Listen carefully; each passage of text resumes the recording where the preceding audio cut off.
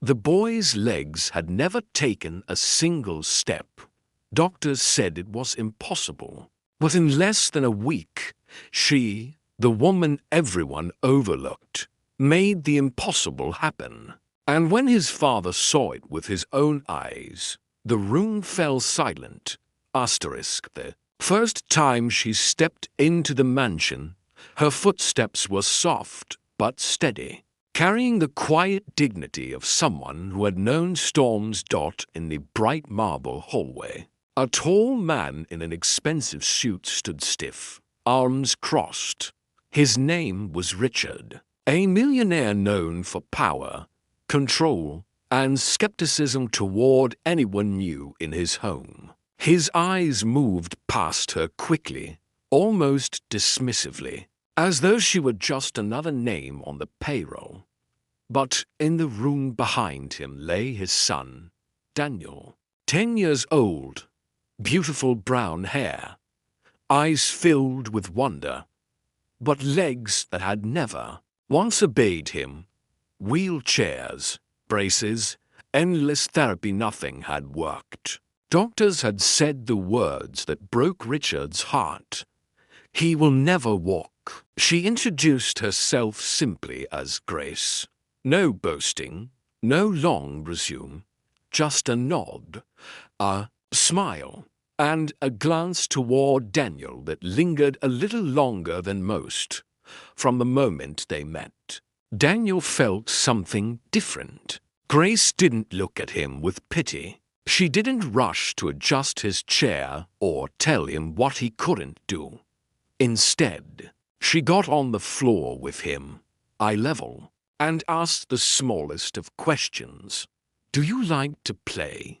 The days that followed seemed ordinary to everyone else.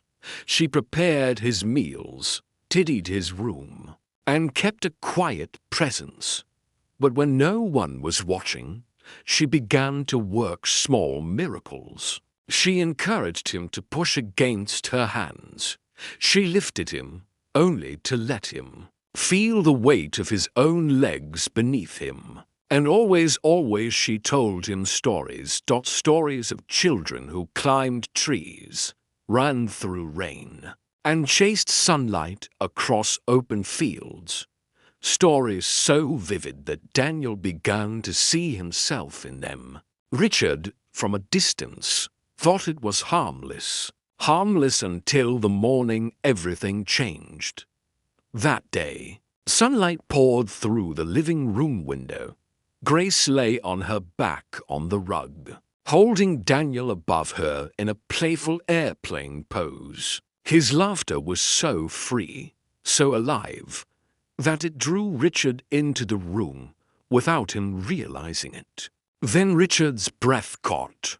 Daniel's legs were pressing against her thighs, trembling, but holding their weight. Slowly, she lowered him until his feet touched the ground.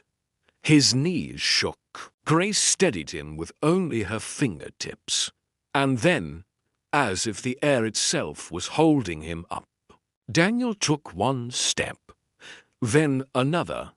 Richard's voice cracked without him meaning to. How is this possible?" Grace didn't answer with pride or science.